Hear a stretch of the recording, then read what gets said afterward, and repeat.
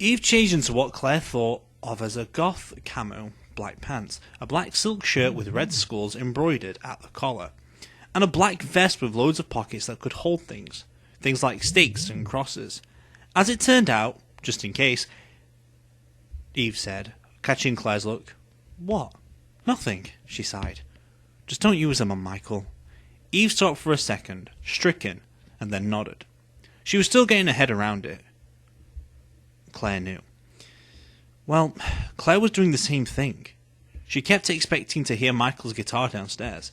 She kept wondering about what time it was. Not dawn yet. She checked the internet and found out that they still had time. But if Michael didn't come back soon...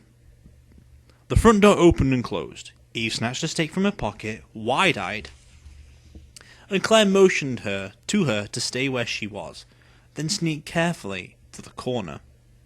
She nearly ran into Michael, who was moving way more quietly than she was used to. He looked nearly as surprised as she did. Behind him was Sam, but there was no sign of Amelie. "You okay?" she asked. Michael nodded. He looked better, in some strange sort of way. Peace. "Not going to..." She mined fangs in her neck. He smiled. "No way, kid." He ruffled her hair lightly. "There's a deal on the table for Shane." "A deal?" Eve sounded tense as she came around into view, and Claire didn't blame her. Deals hadn't gone especially well for them so far. If we get Monica back safely, Shane goes free. The Morels still have influence in this town, even with the vamps, of which Michael was one now, but he didn't seem to be lumping himself in quite yet. Oliver was willing to trade. Or maybe not willing, convinced. Shane for Monica? Sweet! Eve realized she was holding a stake in her hand, blushed, and put it away. Neither Sam nor Michael seemed all that bothered. "Sorry. Nothing personal. So it's you two and us against the world. Or what?" "No," Sam said and looked at Michael. "It's 3 of you.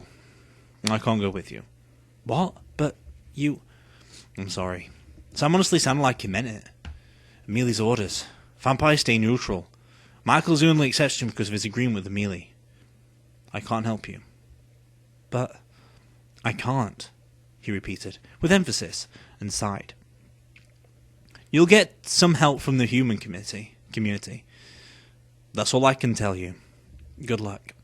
He started to walk away, towards the door, then turned back. "Thank you, Claire, Eve." "What for?"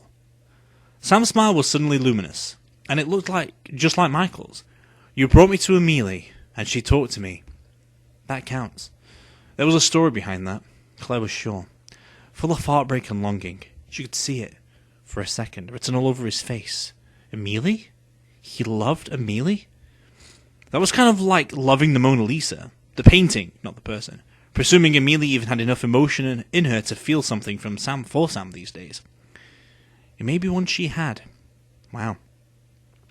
Sam nodded to Michael, equal to equal, and he left, closing the door behind him. "Hey," Eve said, "do you have an invitation to get into the house?" "He doesn't need one," Michael said. "The house adjusts itself once. It changed. Now humans need an invitation. Except for you, since you live here." "Okay, that's stupid." "It's protection," Michael said. "You know how it works." Claire didn't, but she was fascinated. "Not the time, though. He said the town was sending help." "Richard Morel," Michael said. "Monica's cop brother, and he's bringing Hess and Lowe with him." "That's it?" Claire squeaked. "Because there was a lot of bikers. Like, a lot. Not to mention Shane's dad, who frankly scared her worse than the most of the vampires, just because he didn't seem to have any rules. Funny. The vampires seem to be all about rules. Who knew? "I'm going to want you both to stay here," Michael said. "No," Eve said flatly. Claire echoed it. "Seriously, you need to stay. This is going to get dangerous." "Dangerous? Dude, they killed kids on campus," Eve shot back. "We were there. Don't you get it? We're not safe here. Maybe we can help you. At the very least, we can grab Monica and hustle her skanky ass back to her dad while you all be brave. Strong menfolk hold off the bad guys, right?" "Not Claire, then." "Claire?" Claire said. "Decides for herself, in case you forgot. Claire doesn't decide when it's something like this because Claire is 16. And Michael doesn't want to be explaining her tragic accidental death to her parents. So, no. What are you going to do? Eve asked, and cocked her head to one side. Lock her in a room? He looked from one of them to the other, his frown deepening. Oh crap. What is this? Girls' solitary? Bet your ass, Eve said. Somebody's got to keep you in line. Her smile faded, because that was true now. Not just a funny idea. Michael cleared his throat. Did you hear that? What? A car. Brakes outside. Great, Eve said. A vampire hearing too. I'm never going to be able to keep a secret around here. Bad enough when you were a ghost. She was doing a good job of looking like she wasn't freaked out, but Claire thought she was. So did Michael, apparently. Because he reached out and touched her cheek. Just one small gesture, but it said a lot. Stay here, he said. He should have known they wouldn't. Not completely, anyway. Claire and Eve followed him partway down the hall. Enough to watch him unlock the front door and swing it open. Richard Morrell stood on the doorstep in his police uniform. Next to him were detectives Hess and Lowe, both looking even more exhausted than normal. Michael? Richard said, and nodded to him. He tried to move across the threshold and was stopped cold. Hess and Lowe exchanged a curious look and tried to come across, as well. Nothing. Come in, Michael said, and stepped back. This time all three men could enter. Richard was looking at Michael closely. You're kidding, he said. You've got to be kidding. All this time and she picks you? Hess and Lowe exchanged looks, a second behind the curve, and both appeared startled. Yeah, Michael said. What about it? Richard smiled, all teeth. Nothing, man. Congratulations and all that. You're going to be the talk of the town. Get used to it. Michael shut the door behind them. Whatever. How much time do we have to get to Shane? Not much, Hess said. The thing is, we don't have any place to start. No leads. Well, we've got one. We know the van went through the underground, Richard said. We've got an eyewitness, right? He looked straight at Claire, who nodded. We pulled all the surveillance tapes, and we tracked the van in and out of the underground half a dozen times, but it finally disappeared. Problem is, one white van looks a lot like the other white vans, especially on night sight surveillance cameras. We know that Shane's dad had maps of Morganville. Shane provided them. You sure he didn't say anything about where his father might be making his base of operations? Hess asked. Any of you? He never said anything, Claire said. Not to me. Michael? Michael shook his head. God, I can't believe nobody knows where these guys are. They have to be somewhere. Actually, two people probably know exactly where they are, Richard said. Shane and the biker, Des. One of them, maybe both, has to know the places Frank was using. And nobody's asked them? Eve questioned, and then her expression turned blank with horror. Oh God, somebody has. It's not so bad as that, Law offered. I was there observing. They're all right. That doesn't mean they'll stay that way, Michael said, especially now. Or was that the plan, Richard? Get the two neutral cops here with you so you guys could beat the information out of Shane? Richard smiled slowly. You know, that's not a bad idea. But no. I honestly thought you guys would have a place for us to start looking. We can go with that plan B if you come up empty, though. I never liked that kid anyway. Michael's eyes were narrowing, and Claire felt the whole barely reasonable alliance starting to come apart. Wait, she said. I think I have something. Maybe. Maybe? Richard turned to her. Better be good.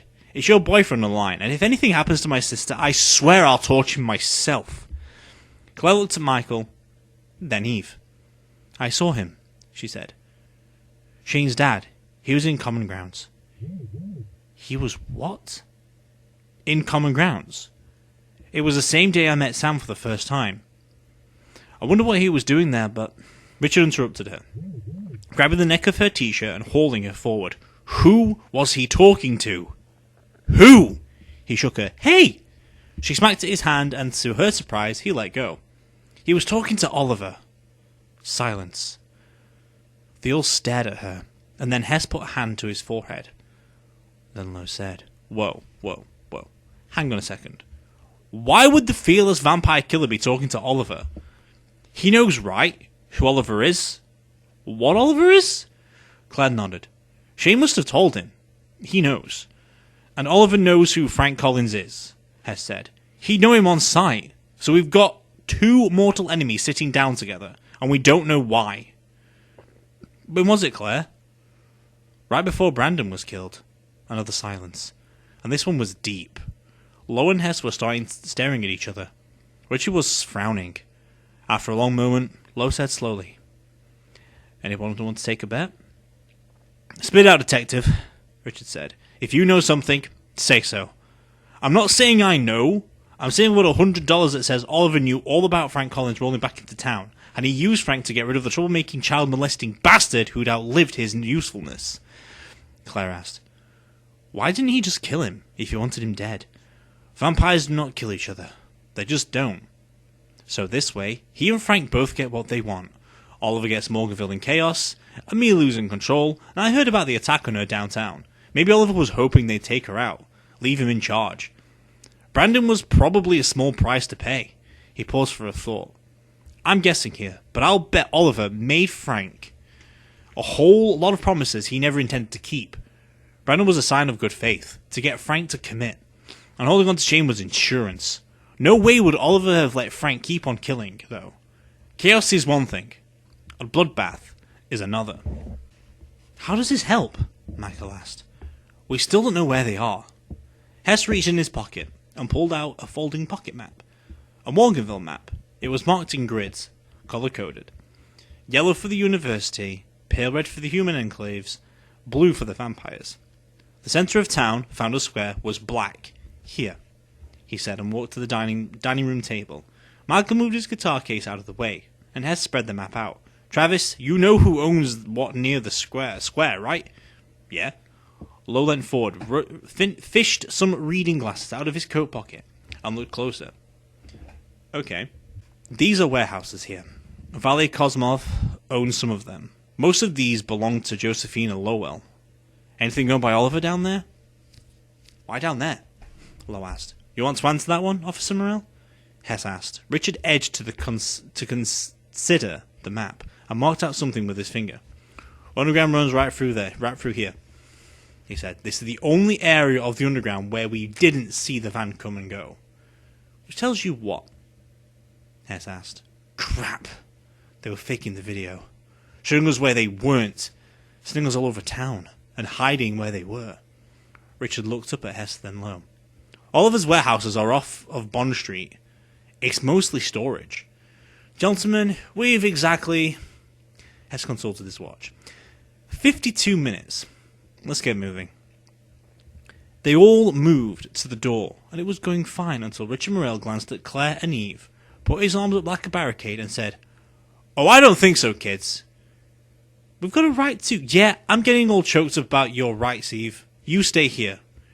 Michael's going, Claire said, and winced, because she sounded like a disappointed little kid instead of the responsible, trustworthy adult she'd intended. Richard rolled his eyes nearly as well as Eve. You sound like my sister, he said. That's really not attractive, and it's not going to work. Michael can take care of himself on a whole bunch of levels you can't, kid. So you stay here. And Hess and Lo backed him up. Michael just looked vaguely sorry to be in the middle of it, but relieved at the same time that they weren't going. It was Michael who took Eve's car keys from the tray on the hall table, where she always left them. Just in case, he said.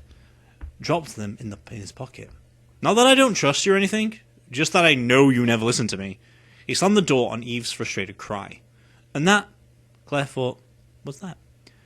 I can't believe they left us, Claire said numbly, staring at the door. Eve kicked it hard enough to leave a black mark on the wood and stalked away, into the living room. She stood at the window until the police cruiser pulled away from the curb and glided off into the night. Then she turned and looked at Claire. She was smiling. What? Claire asked, confused, as Eve grinned wider.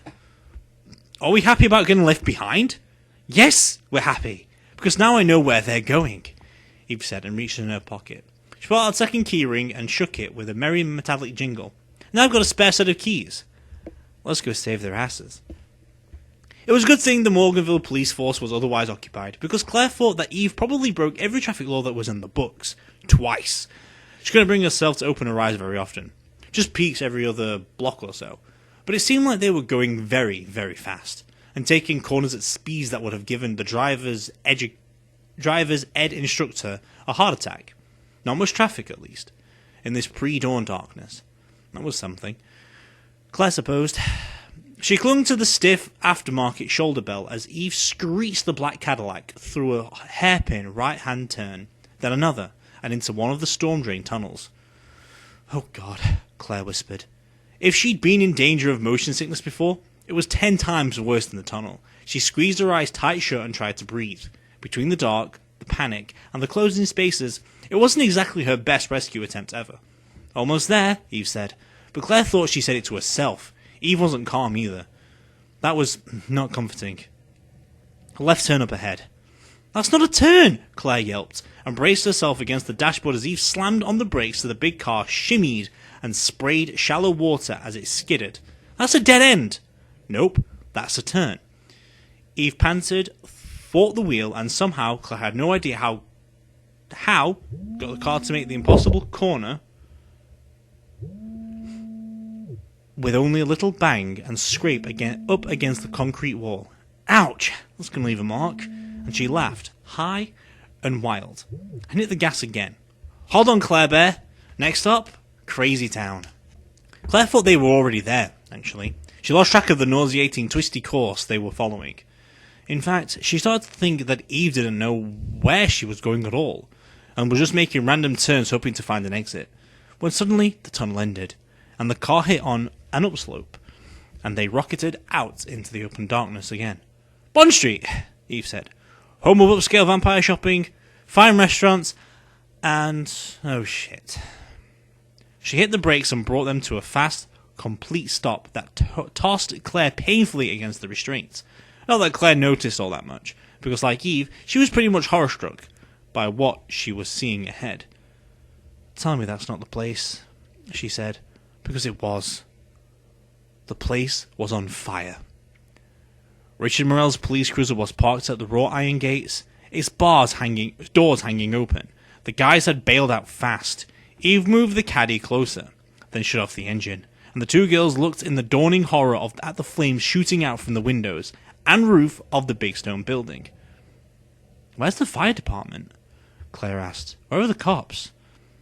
"I don't know, but we can't count on help. Not tonight." Eve opened the door on her side and stepped out. "Do you see them? Anywhere?" "No."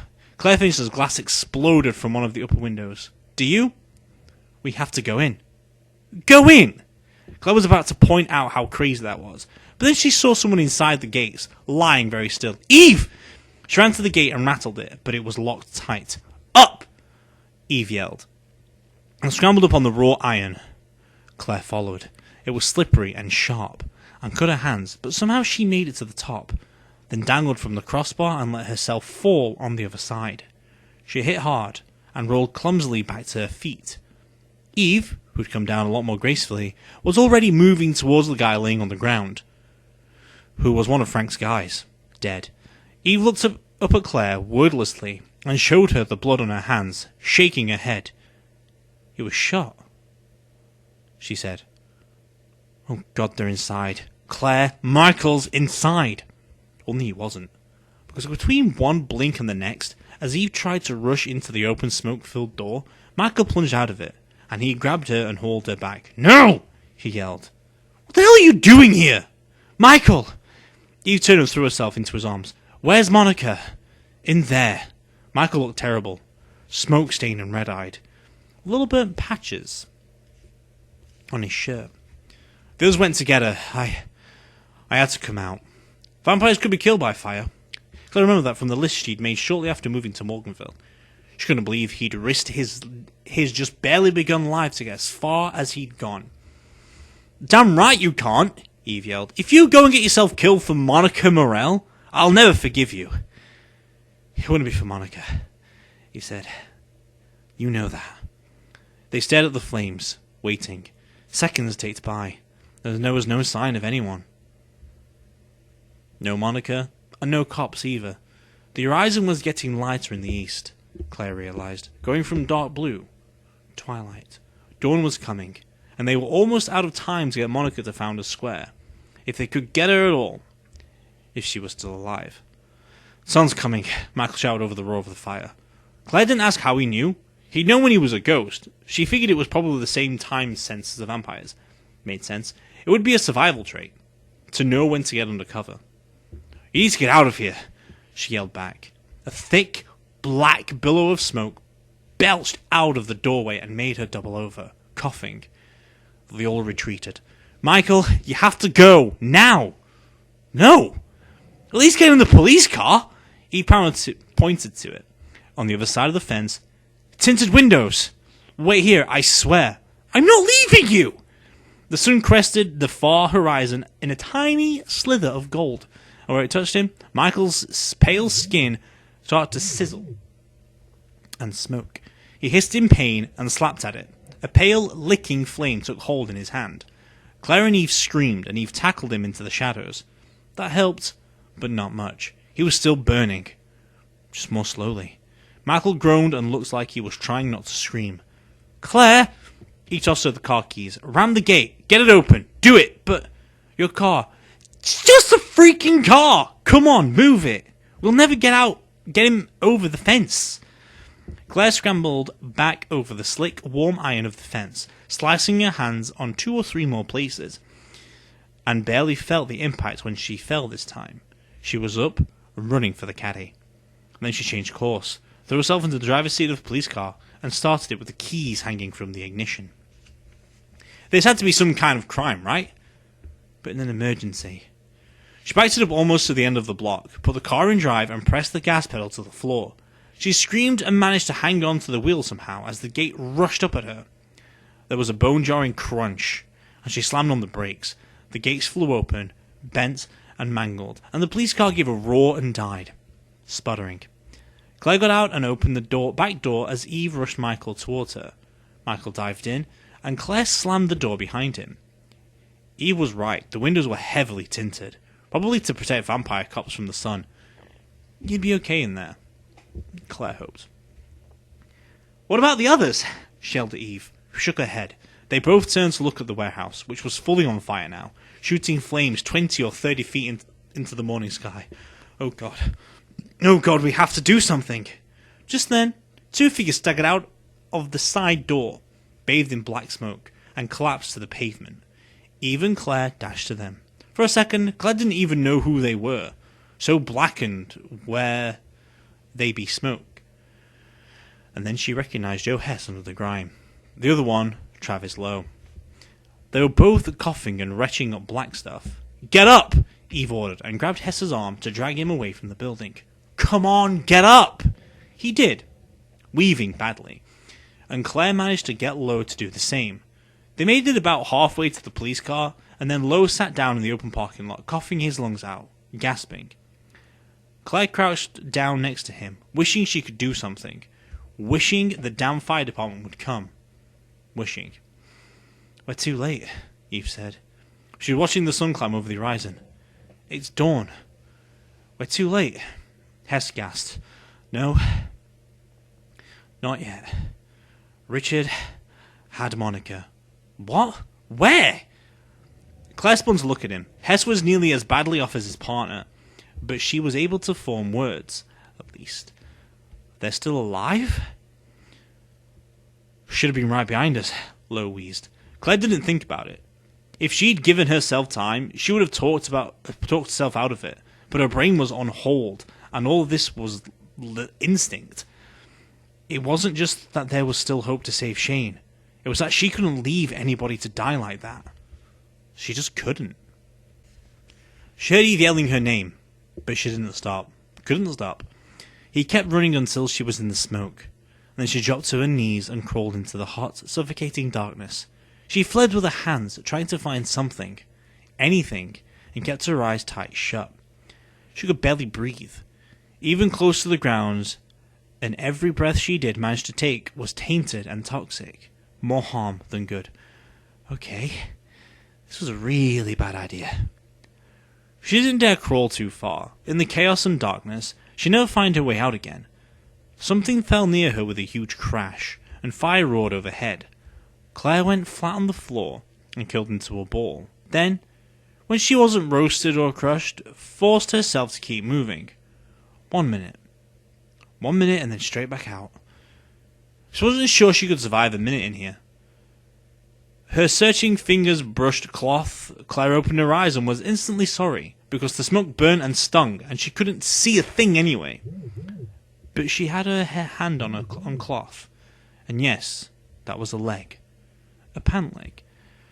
And that was a hand that turned and gripped hers. An unrecognizable voice rasped, "Get Monica out." A new burst of fire lit up the darkness, and she saw Richard Morel lying there, curled around his sister, protecting her. Monica looked up, and there was a sheer terror in her face. She reached out blindly. Claire took her hands and pulled her back in the way she'd come in, straight back. She felt the draft of air coming in the door, and that helped guide her. "Grab your brother!" she yelled. Monica took Richard's hand, and Claire hauled with all her strength, dragging them both. She didn't make it. She wasn't sure how it exactly happened. 1 minute she was pulling, the next she was down. She couldn't breathe, couldn't stop coughing. Oh no. No. But she couldn't get up, couldn't force her body to move. Shane. Somebody grabbed her by the ankles and yanked her. Claire had just enough presence of mind left to hold onto Monica's wrists. "Shit!" Eve was groaning, coughing, and all of a sudden Claire was outside lying in the sun watching black smoke billow into the air. "Claire, breathe! Damn it!"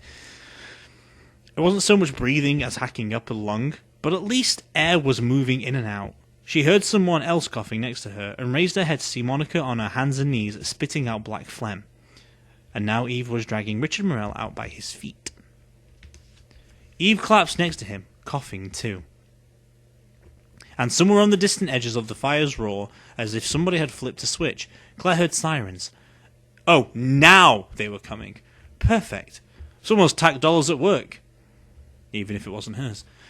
Claire rolled painfully to her feet. There were burnt patches in her clothes, and she smelt burnt hair too. She was going to hurt later, but for now, she was just glad to be alive. "Get Monica," she wheezed at Eve, and grabbed one of Monica's arms. Eve grabbed the other, and they half-dragged her across the parking lot to the shattered gate. Hess and Lowe were leaning up against the police car. Lowe, incredibly, was smoking a cigarette, but he dropped it and managed to get to his feet to stumble over where Richard was lying and help him up. "Michael!" Eve rapped on the window of the police car.